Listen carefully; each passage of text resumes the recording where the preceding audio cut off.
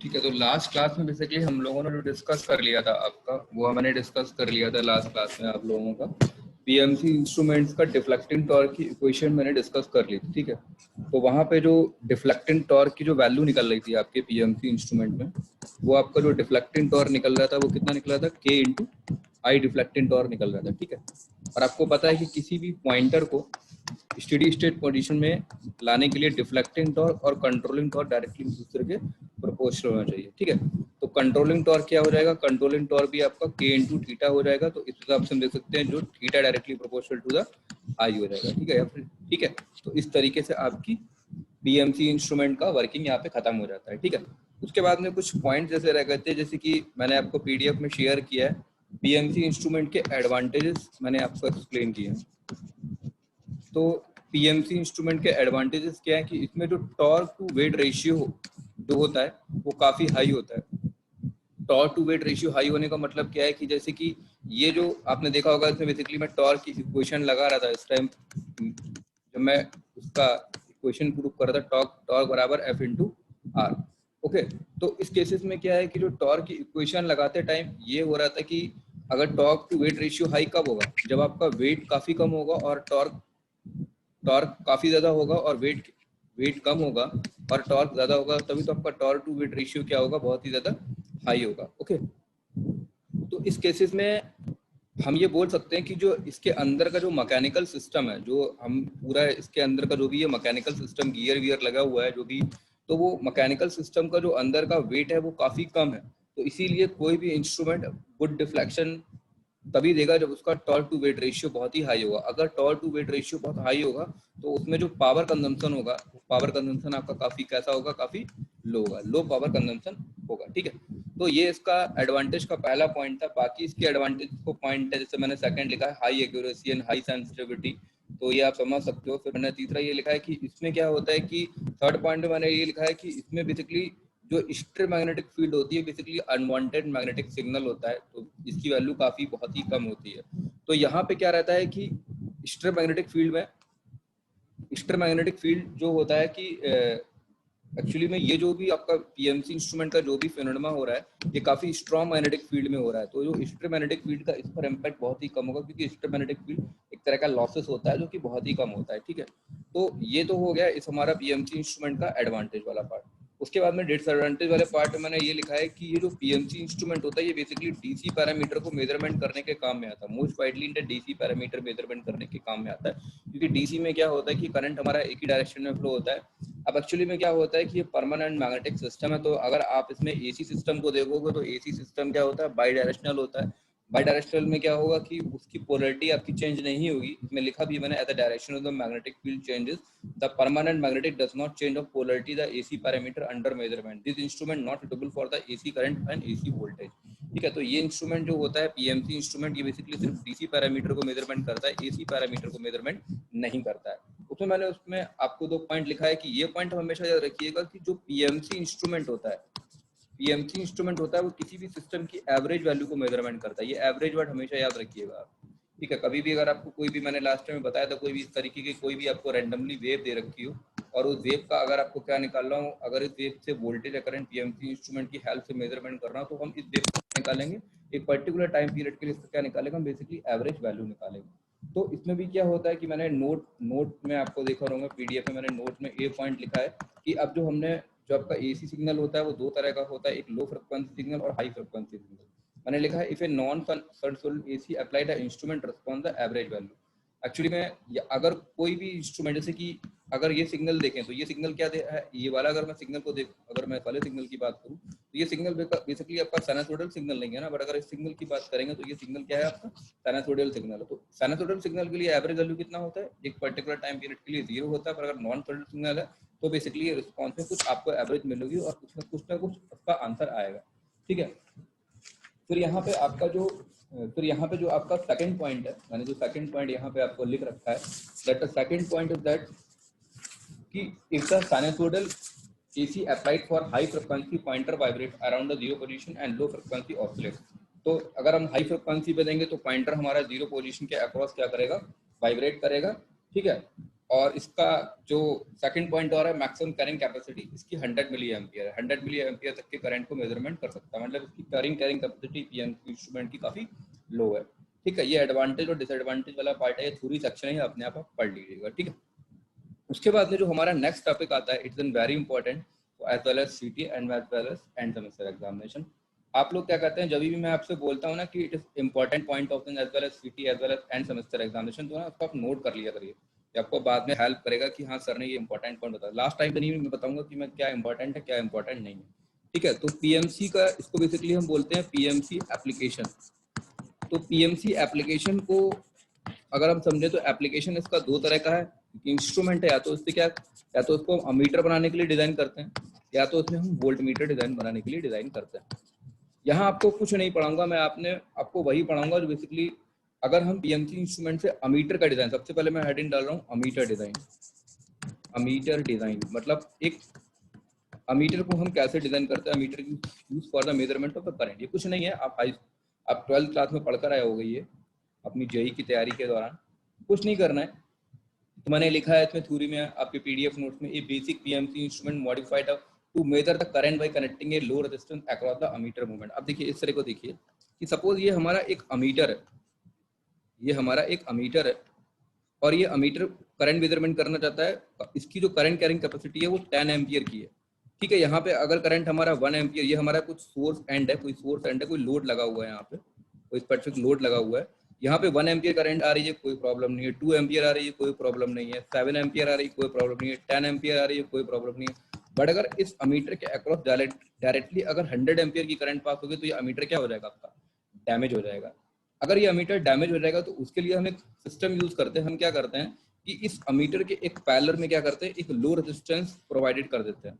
अब इस अमीटर की जो वायरिंग कैपेसिटी कितनी है, सिर्फ और सिर्फ 10 एम्पियर की है। और अगर सपोज अगर हमें 100 एम्पियर करंट को मेजरमेंट करना है इस अमीटर की हेल्प से, तो हम क्या करेंगे कि 10 एम्पियर की जो करंट है वो हमारी इसके थ्रू पास हो जाएगी, और बाकी की जो 90 एम्पियर की करंट है वो हमारी इसके अक्रॉस पास हो जाएगी, और फाइनली हमको यहाँ पे कितना मिल जाएगा, 100 एम्पियर मिल जाएगा। तो अगर हम अमीटर को डिजाइन करते टाइम हम क्या करते हैं कि जो अमीटर में बेसिकली मैक्सिमम करंट कैपेसिटी को मेजरमेंट करने के लिए क्या करते हैं कि हम अमीटर के पैरेलल में क्या करते हैं, एक लो रेजिस्टेंस वैल्यू को हम पैरेलल में कनेक्टेड कर देते हैं। ठीक है, तो इसी तरीके से मैंने लिखा भी है इसमें सेकंड पॉइंट में, this low resistance known as a shunt resistance. आपने पढ़ा भी होगा 12th क्लास में, इट इज क्या बेसिकली बोलते हैं हम, एक शंट रेजिस्टेंस को हम बेसिकली शंट रेजिस्टेंस बोलते हैं। ठीक है, तो बेसिकली अमीटर का डिजाइन हम इस तरीके से करते हैं। ठीक है, अब इसका कुछ बेसिकली हम क्या करते हैं, आपको स्टैंडर्ड इसका डेरिवेशन करने के लिए डेरिवेशन आपको हम बताते हैं। उसके लिए क्या है, देखिए कि सबसे पहले हमने यहाँ पे एक अमीटर बनाया, ये हमने अमीटर लिया, इसका रेजिस्टेंस कितना है, RM है। ठीक है, और इसमें करंट कितनी फ्लो हो सकती है, मीटर में करंट आपकी RM फ्लो हो सकती है। ठीक है, हमने इस तरीके से सर्किट बना लिया। अब क्या करना है हमको, इसी कंसेप्ट को यूज करेंगे, इस अमीटर के पैरेलल में क्या लगाएंगे, एक शंट रजिस्टर लगाएंगे।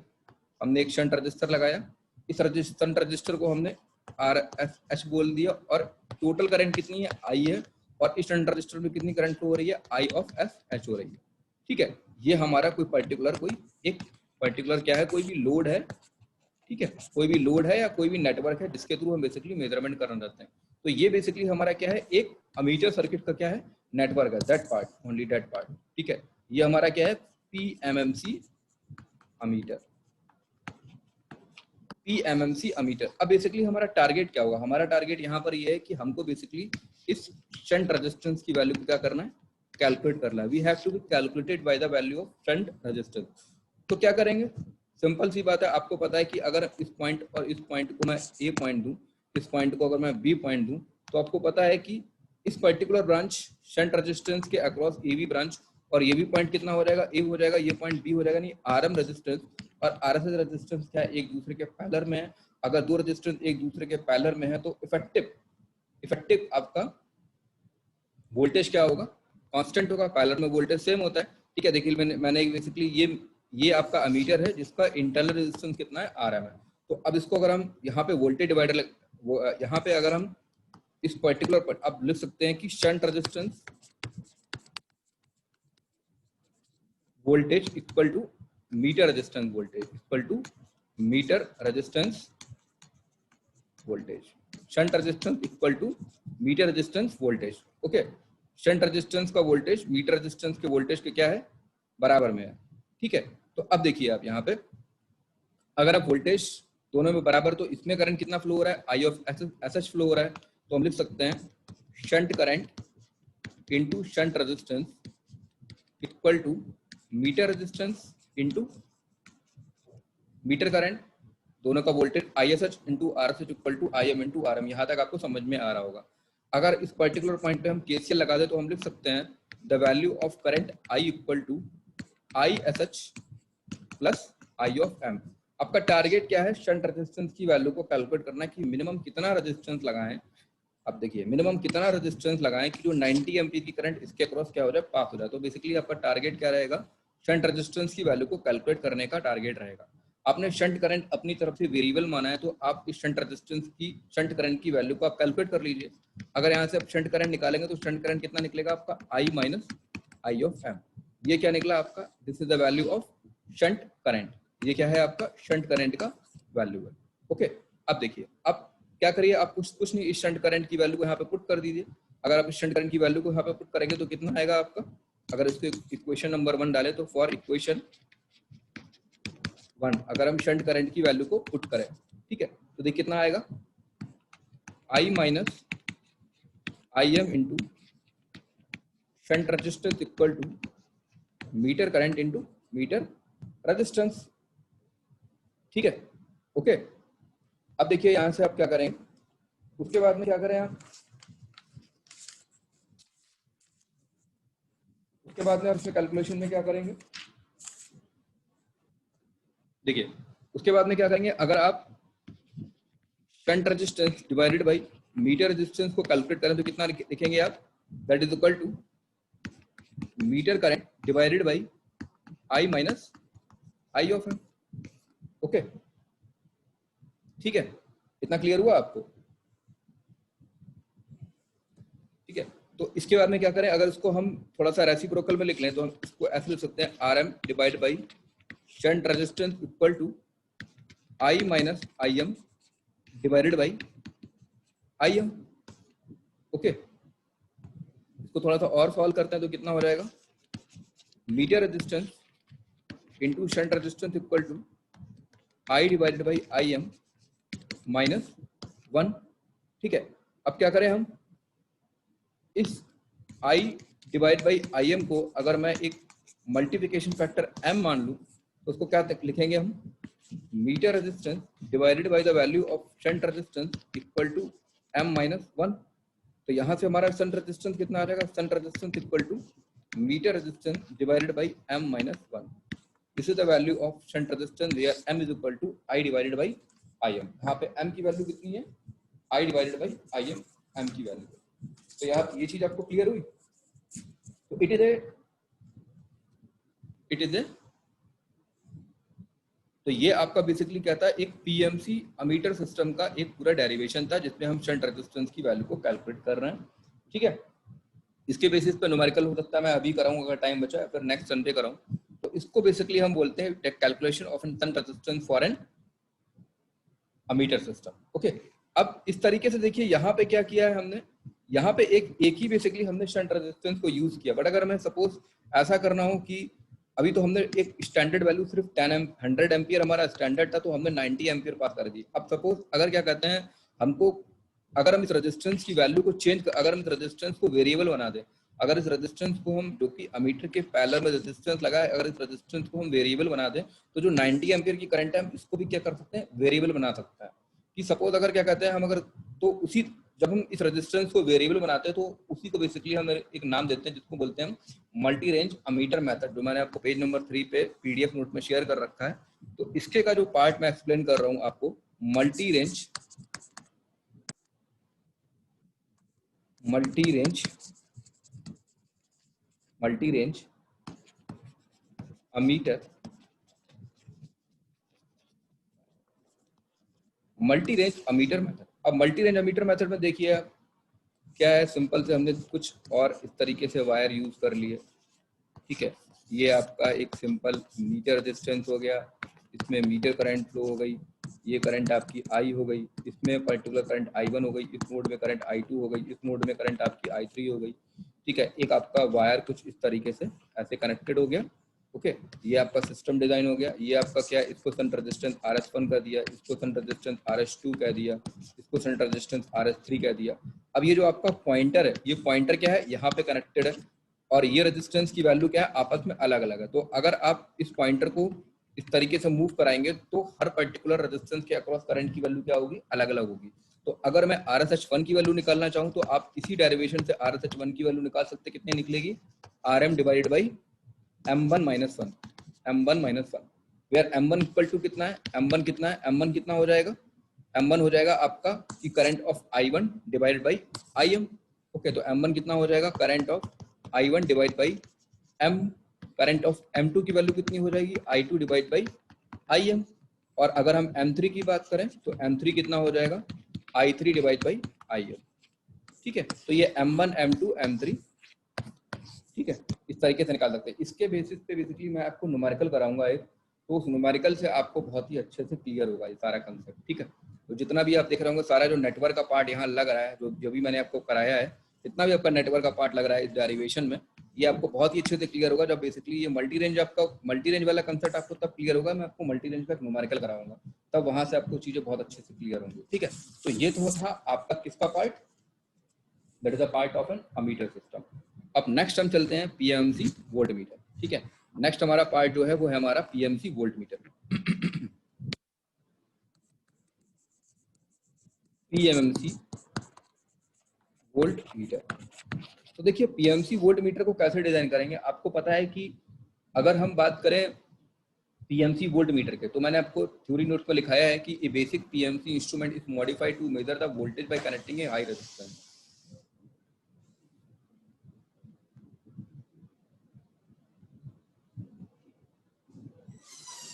एक PMC वोल्ट मीटर को बेसिकली हम क्या कहते हैं, बना सकते हैं कि अगर हमें PMC इंस्ट्रूमेंट वोल्ट मीटर के अगर सीरीज में एक हाई रेजिस्टेंस की वैल्यू को कैलकुलेट कर देंगे तो हमको बेसिकली क्या मिल जाएगा, PMC वोल्ट मीटर मिल जाएगा। अगर हम PMC अमीटर बनाना चाहते हैं तो अमीटर के पैरेलल में एक लो वैल्यू का रेजिस्टेंस कनेक्ट करेंगे। आपको इतना रखना है कि वोल्ट मीटर बनाते टाइम एक हाई रेजिस्टेंस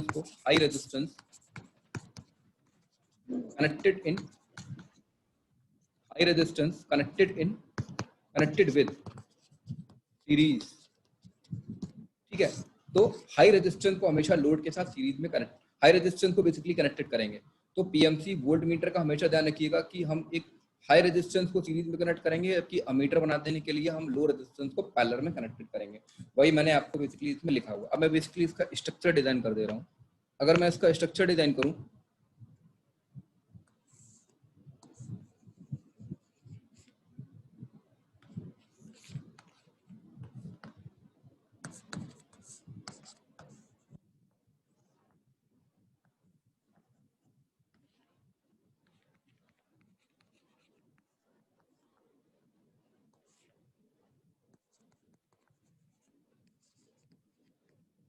ठीक है।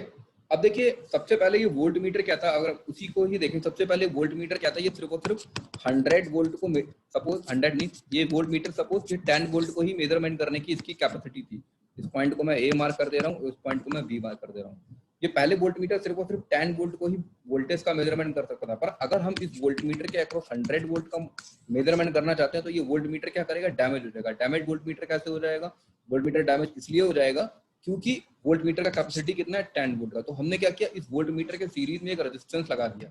ये सीरीज का रेजिस्टेंस क्या करेगा कि ये 90 वोल्ट का जो वोल्टेज ड्रॉप है, जो भी आपका 90 वोल्टेज का वोल्टेज ड्रॉप है, ये सिर्फ और सिर्फ इस 90 वोल्टेज का वोल्टेज ड्रॉप इस सोर्स रेजिस्टेंस के थ्रू ही हो जाएगा। जब इस 90 वोल्ट का वोल्टेज ड्रॉप सोर्स रेजिस्टेंस के थ्रू हो जाएगा तो रिमेनिंग कितना वोल्टेज बचेगा, 10 वोल्ट बचेगा। वो 10 वोल्ट जो वोल्टेज है वो इस वोल्ट मीटर मेजरमेंट का। तो यहाँ कुछ ना कुछ हम वोल्ट मीटर की रेंज को बढ़ाने के लिए कोशिश कर रहे हैं। तो उस वोल्ट मीटर की अगर रेंज को बढ़ाना होना तो हम क्या, वोल्ट मीटर की अगर हमको रेंज को बढ़ाना तो हम क्या करेंगे, एक रेजिस्टेंस कनेक्टेड कर देंगे वोल्ट मीटर के सीरीज में at the value of RS, ठीक है। तो इस बेसिकली जैसे कि हम अमीटर में उसको क्या बोलते थे, शंट रेजिस्टेंस बोलते थे, इसी तरीके से हम वोल्ट मीटर में उसको क्या बोलेंगे, मल्टीप्लायर रेजिस्टेंस बोलेंगे। पैरेलल अमीटर के केस में क्या बोलते थे हम, अमीटर के केस में बेसिकली हम शंट बोलते थे। पर अगर हम बात करें वोल्ट मीटर के केस में तो इस रेजिस्टेंस को क्या बोलेंगे हम, मल्टीप्लायर बोलेंगे। We have to be multiplier, ठीक है। हमने सब कुछ आपका थ्योरी नोट में लिख रखा है। तो अब हम कुछ नहीं करते हैं, फिर से हम केवीएल लगाने की कोशिश करते हैं। तो अगर इस पर्टिकुलर लूप में अगर हम केवीएल लगाएं तो केवीएल कैसे लगाएंगे, देखिए करंट ये दोनों ब्रांच रेजिस्टेंस आरएम और ये सोर्स रेजिस्टेंस दोनों सीरीज में, अगर यहाँ पे हम इस लूप में केवीएल लगाएं तो क्या लिखेंगे हम, V बराबर कितना लिखेंगे, I of M into RS plus RM, simple सी बात है। तो V की वैल्यू कितनी हो जाएगी, V इक्वल टू हो जाएगा IM RS plus IM into RM। Okay, अगर यहाँ से हम IM इंटू RS की वैल्यू को कैलकुलेट करना चाहे तो कितना लिखेंगे हम, V minus IM into RM। और अगर हम यहाँ से इस RS की वैल्यू को कैलकुलेट करना चाहे, हमारा मेन टारगेट क्या रहेगा, जिस तरीके से हमने अमीटर में शंट रेजिस्टेंस को कैलकुलेट किया था उसी तरीके से वोल्ट मीटर में हम मल्टीप्लाई रेजिस्टेंस की वैल्यू को भी कैलकुलेट करने की कोशिश करेंगे। तो RS कितना हो जाएगा आपका, V divided by IM minus RM, ठीक है। ये क्या है आपका वोल्ट मीटर की मल्टीप्लाई रेजिस्टेंस को कैलकुलेट करने की क्या है इक्वेशन है। तो वोल्ट मीटर का मल्टीप्लाई रेजिस्टेंस को कैलकुलेट करने की क्वेश्चन में, मैक्सिमम क्वेश्चन में आपको यही पर्टिकुलर इक्वेशन को यूज करके ही वोल्ट मीटर के स्पेसिफिक मल्टीप्लाई रेजिस्टेंस को कैलकुलेट करना होगा, ठीक है। फिर यहाँ पे एक आता है what is the value of the multiplying factor, what is the value of multiplying factor. तो मल्टीप्लाइंग फैक्टर कुछ नहीं होता, multiplying factor total voltage V और इस पर्टिकुलर वोल्टेज Vm की वैल्यू डिवाइड बाई Vm की वैल्यू, इसी को बेसिकली हम बोलते हैं मल्टीप्लाइंग फैक्टर का मतलब सिंपल सा ये होता है कि कितनी वैल्यू से मल्टीप्लाई हुआ, ठीक है। तो m की वैल्यू कितनी हो जाएगी आपकी, अगर टोटल V देखेंगे, टोटल V हमारा कितना नहीं, टोटल V अभी हमने निकाला ना IM RS प्लस RM, तो टोटल VM कितना हो जाएगा IM RS plus RM, okay. और ये वोल्ट मीटर के रेजिस्टेंस कितना, Vm की वैल्यू कितनी है, Vm की वैल्यू कितनी हो जाएगी IM इंटू RM, Vm की वैल्यू कितनी हो जाएगी IM इंटू RM, ओके। तो अगर यहाँ से हम मल्टीप्लाइंग फैक्टर की वैल्यू को कैलकुलेट करना है तो मतलब what is the value of multiplying factor, the multiplying factor is equal to RS plus RM divide by RM, simple है। तो अगर इसकी वैल्यू को और हम लिखना चाहे तो कितना लिखेंगे हम, RS divide by RM plus 1। तो मल्टीप्लाइंग फैक्टर कितना हो गया हमारा, multiplying factor what is the value of multiplying factor, multiply resistance आपका multiply resistance divide by meter resistance plus 1, it is the value of the multiplying factor. ये क्या है आपकी मल्टीप्लाइंग फैक्टर की वैल्यू, ठीक है। अगर इसको थोड़ा सा और हम करके लिख ले, जैसे कि हम वहां पे लिख रहे थे ना, shunt resistance equal to meter resistance divide by M minus 1, ये था क्या हमारा, किसका केस था, ये हमारा अमीटर का केस था, जब हमने मल्टीप्लाइंग फैक्टर के टर्म्स में हमने फॉर्मूले को लिखा था। अगर इस वाले फॉर्मूले को हम मल्टीप्लाइंग फैक्टर के टर्म्स में लिखना चाहते तो कैसे लिखेंगे, the value of RS equal to meter resistance bracket में M माइनस 1, ठीक है।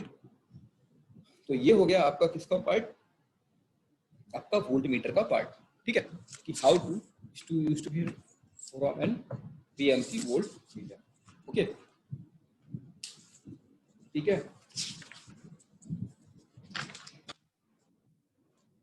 अब देखिए इसमें ये हो गया आपका PMC वोल्ट मीटर, ठीक है। अब देखिए आपका PMC,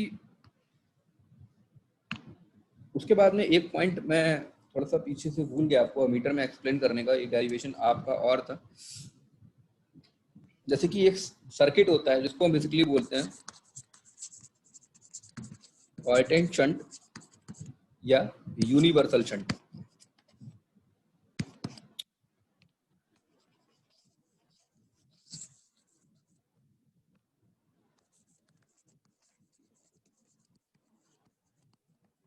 शंट और यूनिवर्सल शंट, इसका डेरिवेशन बहुत इंपॉर्टेंट है आपके सीटी के लिए as well as, and that is an very important, और इस पर डिपेंडेंट मैं आपको न्यूमेरिकल कराऊंगा, और वो न्यूमेरिकल भी बहुत इंपॉर्टेंट है आपको सीटी या एंड सेमेस्टर में।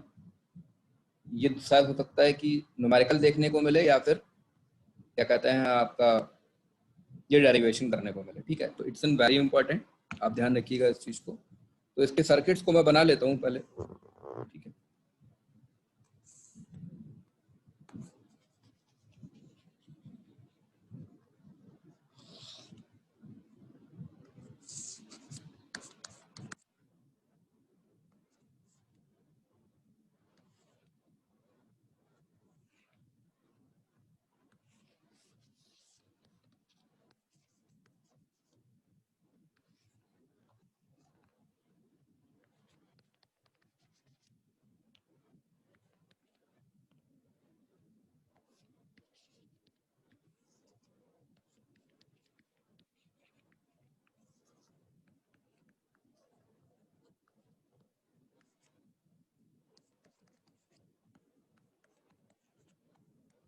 थोड़ा समझने की कोशिश करिएगा इस सर्किट से।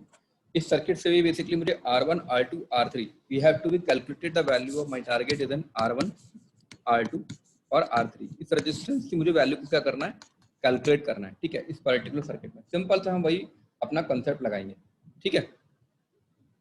देखिए तो अगर इसमें बेसिकली हम R1 की वैल्यू को कैलकुलेट करना चाहते हैं, ठीक है, तो R1 की तो वैल्यू को बेसिकली हम वैसे ही कैलकुलेट करेंगे जैसे हमने इससे प्रीवियस किया था। तो R1 की वैल्यू कितनी हो जाएगी, R1 is equal to RM divide by M minus 1। What is the value of M?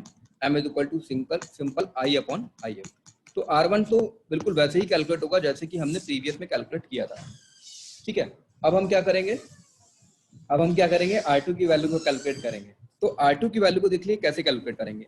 अगर हम R2 की वैल्यू को कैलकुलेट करना चाहते हैं तो हम क्या करेंगे, इस पॉइंटर को क्या करेंगे, इस पर्टिकुलर पोजीशन पर लेकर आएंगे। जब इस पॉइंटर को हम इस पर्टिकुलर पोजीशन पर लेके आएंगे तो ये पॉइंटर कुछ इस तरीके से इस पोजीशन पर आएगा। और अगर हम देखें कि ये पूरा रेजिस्टेंस हमारा यहाँ से लेकर यहाँ तक रेजिस्टेंस कितना है, R1 है, और ये रेजिस्टेंस हमारा कितना है, R2, तो ये वाला रिमेनिंग रेजिस्टेंस कितना हो जाएगा, R1 माइनस R2। और ये R1 माइनस R2 रेजिस्टेंस आप देखेंगे किसके साथ में आ जाएगा, अगर ये पॉइंटर यहाँ पर आ गया तो ये RM और R1 माइनस R2 रेजिस्टेंस दोनों किस में आ जाएंगे, आपके सीरीज में आ जाएंगे। ओके, ठीक है, क्लियर हुआ आपको। तो अगर उस केसेस में हम अब क्या करें, इस पॉइंटर को यहाँ पे लेकर आए और फिर हम लगाएं फिर से वोल्टेज डिवाइडर को। तो देखिए इस पॉइंट से लेकर इस पॉइंट तक, अगर इस पॉइंट को मैं C लूं, इस पॉइंट को D लूं, तो C से D तक का रेजिस्टेंस कितना है, R2 है। C से D तक का रेजिस्टेंस कितना है आपका, R2 है। अगर हम करंट की वैल्यू को कैलकुलेट करें तो देखिए अगर हम I2 की वैल्यू कैलकुलेट करेंगे तो ये करंट कितनी है, नेट करंट कितनी है आपकी। अगर इसमें हम करंट की वैल्यू को कैलकुलेट करेंगे तो करंट आप कैसे कैलकुलेट करेंगे इसमें बताइए। तो देखिए R2 और इसमें करंट कितना होगा, करंट इसमें होगा आपका I2 माइनस I1। देखिए यहाँ पे करंट कितना फ्लो हो रहा है, आपका I2 करंट फ्लो हो रहा है, और इस पर्टिकुलर सिस्टम में करंट कितना चला गया, क्योंकि यहाँ पे IM करंट फ्लो हो रहा है ना मीटर रेजिस्टेंस में। तो I2 करंट टोटल था, IM करंट RM रेजिस्टेंस चला गया, तो रिमेनिंग करंट कितना बचा, I2 माइनस IM। ठीक है, रिमेनिंग करंट कितना बचा आपका, I2 minus IM। Okay, equal to, और इस रेजिस्टेंस की वैल्यू अब कितनी हो जाएगी, RM और R1 माइनस R2 रेजिस्टेंस कितने हैं आपके, सीरीज में है। तो उसको कितना लिखेंगे हम, RM plus R1 minus R2, और करंट कितनी है आपकी सर्किट में, the value of current is IM।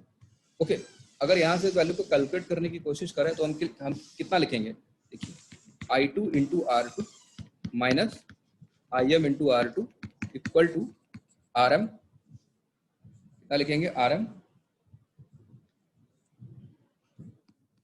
IM। एक सेकंड आप लोग होल्ड करिए, क्या पेन ड्राइव,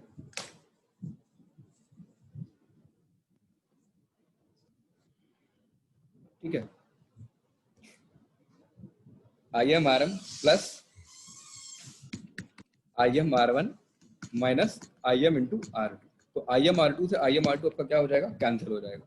तो अगर इसको आप कैलकुलेट करें तो कितना लिखेंगे, I2 R2 equal to IM RM plus R1। Okay, तो अगर यहाँ से आप R2 की वैल्यू को कैलकुलेट करेंगे तो R2 कितना हो जाएगा, R2 इक्वल टू हो जाएगा IM RM plus R1 divide by the value of I2। ठीक है, और M को हम कह सकते हैं मल्टीप्लाइंग फैक्टर, क्या होता है हमारा, what is the multiplying factor. Multiplying factor को अगर हम I2 बाई IM से डिनोट करें तो कितना हो जाएगा ये multiplying factor, R2 equal to RM plus R1 divide by M। This is the value of resistance of R2 in this particular circuit. तो इस सर्किट में आप ये रेजिस्टेंस R2 की वैल्यू को इजीली कैलकुलेट कर सकते हैं।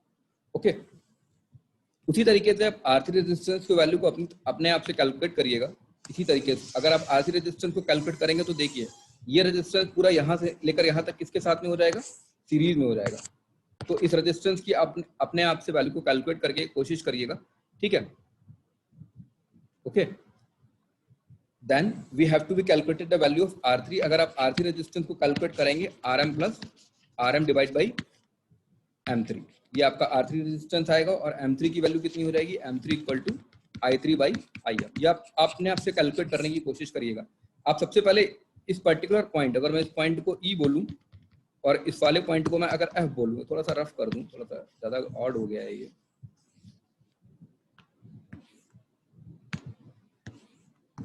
ठीक है। अगर मैं इस पॉइंट को E बोलूं और इस पॉइंट को F बोलूं, सबसे पहले आप क्या करिएगा कि, और इस पॉइंट को A बोलूं, सबसे पहले आप A और E के बीच का, A और E के बीच का रेजिस्टेंस की वैल्यू को क्या करने की कैलकुलेट करने की कोशिश करिएगा। सबसे पहले आप इस रेजिस्टेंस को वैल्यू को कैसे कैलकुलेट करेंगे, तो ये रेजिस्टेंस कितना हो जाएगा आपका R2 माइनस R3। ये रेजिस्टेंस क्या हो जाएगा आपका R2 माइनस R3। एक सेकेंड होल्ड करिए आप लोग, ठीक है।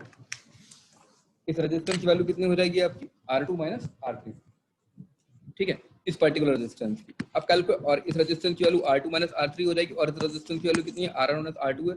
सारे रेजिस्टेंस सीरीज में होंगे, वोल्टेज डिवाइडर रूल लगाइएगा, वो मतलब आप पैरेलल वोल्टेज का कांसेप्ट लगाइएगा और आपका आंसर यहाँ से इजीली आ जाएगा, ठीक है। आपका टाइम बेसिकली ओवर हो रहा है, ठीक है। एक सेकंड रुकिए जरा,